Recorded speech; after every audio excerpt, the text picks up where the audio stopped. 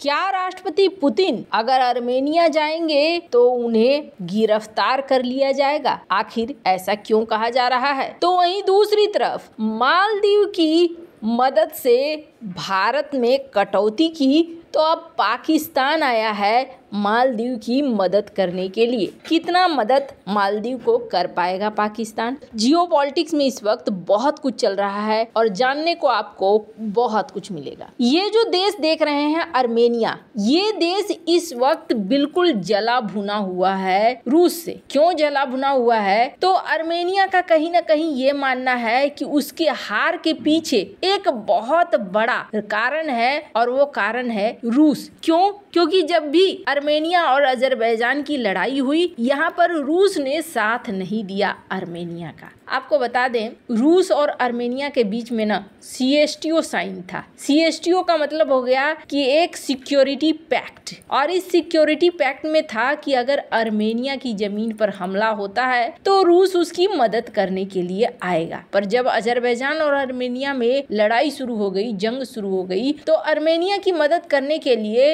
रूस नहीं आया। और रूस ने उस वक्त ये कहा कि नगोर्नो काराबाख ये रीजन अंतर्राष्ट्रीय तौर पर एक विवादित रीजन है और विवादित रीजन होने की वजह से हम इसमें तुम्हारी कोई मदद नहीं करेंगे। और आपको बता दें, उस वक्त एक बड़ा झटका लगा था आर्मेनिया को। आर्मेनिया उस वक्त कमजोर पड़ गया और आर्मेनिया को ऐसा लगा जैसे कि ये सब कुछ रूस की वजह से हुआ। रूस अगर हमारी मदद करता तो अजरबैजान हमारे इलाके पर कब्जा नहीं करता। आपको बता दें, सोवियत संघ का ही ये हिस्सा रहे हैं आर्मेनिया भी, अजरबैजान भी। पर अब ये जो आर्मेनिया है, ये कहीं ना कहीं रूस से इतना ज्यादा खफा है कि ये अब नहीं चाह रहे हैं कि रूस के मिलिट्री और डिफेंस के हार्डवेयर ये खरीदे। क्यों?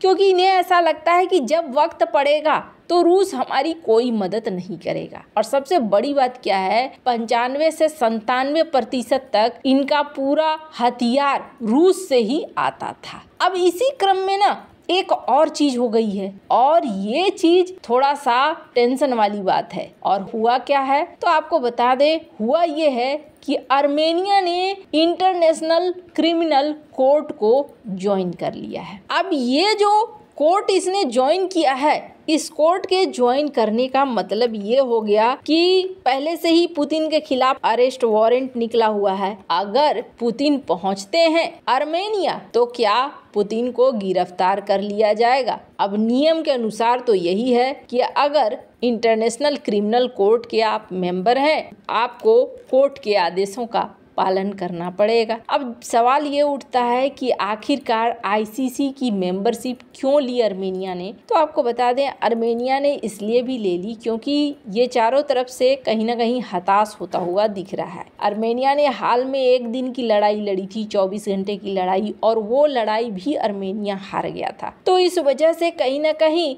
आर्मेनिया ये चाह रहा है कि वो अपने आप को चारों तरफ से मजबूत करे। और वहीं दूसरी तरफ रूस ये देख रहा है कि ICC का मेंबर बन गया है। इस पर क्रेमलिन की एक रिपोर्ट आई और इन्होंने कहा कि आशा करते हैं कि इंटरनेशनल क्रिमिनल कोर्ट तो तुमने ज्वाइन कर लिया, लेकिन हमारे जो संबंध हैं वो संबंध खराब नहीं होंगे, हमारे संबंध अच्छे ही रहेंगे।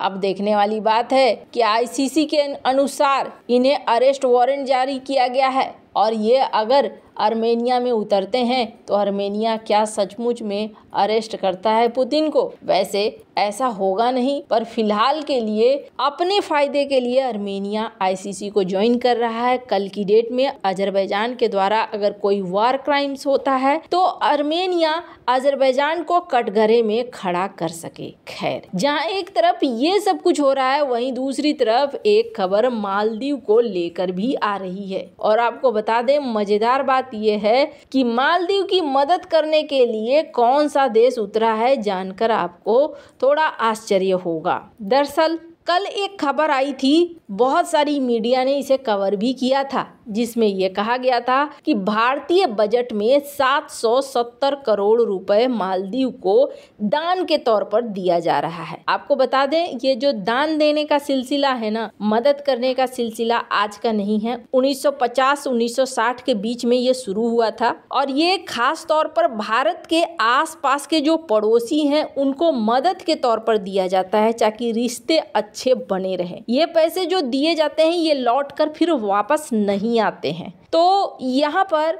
मालदीव को लेकर ये देखा गया कि जो एक्चुअल राशि दी जा रही है वो 770 करोड़ रुपए नहीं है, बल्कि वो जो रुपए है वो है 600 करोड़ रुपए। जो आंकड़े दिए गए हैं उस आंकड़े में ये देखने को मिल रहा है कि सबसे पहले भारत सरकार के द्वारा मालदीव को 2022-23 में 183 करोड़ रुपए दिए गए थे। उसके बाद 2023-24 में इसे बढ़ाकर 400 किया गया, लेकिन 2023-24 में खर्च जो टोटल हुआ वो 770 हुआ। तो उम्मीद की जा रही थी कि यही बजट फिर से दिया जाएगा, पर इस बार 170 करोड़ रुपए घटा दिए गए हैं और करीब 600 करोड़ रुपए रखा गया है मालदीव के लिए। अब बहुत सारे ऐसे लोग हैं जो कहते हैं कि नहीं, मालदीव को ये मदद नहीं दी जानी चाहिए। एक तरफ हम बायकॉट मालदीव कह रहे हैं और दूसरी तरफ हम मदद दे रहे हैं, क्या ये सही है? तो आपको बता दें, ये चीजें अभी तुरंत बदल जाएंगी जब आप देखेंगे कि मुइजू कुर्सी से उतर गए। कई सारी चीजें मालदीव के संसद के अंदर भी देखी जा रही है। ये जो मदद दी जाती है ये किसी खास राष्ट्रपति को नहीं दी जाती है, बल्कि ये जो मदद मिलता है ये मदद मिलता है उस देश की जनता को, और उस देश की जनता में फिर विरोध की भावना या समर्थन की भावना आती है। तो यहाँ कम से कम ये देखने को मिल रहा है कि मालदीव के संसद में एक धड़ा और बड़ा धड़ा है जो भारत का समर्थन कर रहा है। तो कहीं ना कहीं ये पैकेज उनके लिए भी है कि आप चाइना के चंगुल में फंसने की बजाय भारत जैसे सहयोगी को बनाकर रखो, ताकि आपको इस तरह की मदद भी मिलती रहे। वैसे कहा जा रहा है कि इस बार सबसे ज्यादा मदद भूटान की तरफ जा रहा है और भूटान को खास तौर पर एक रणनीतिक सहयोगी की वजह से ज्यादा मदद दी जा रही है। फिर भी मालदीव को दी जाने वाली मदद में 22% की कटौती है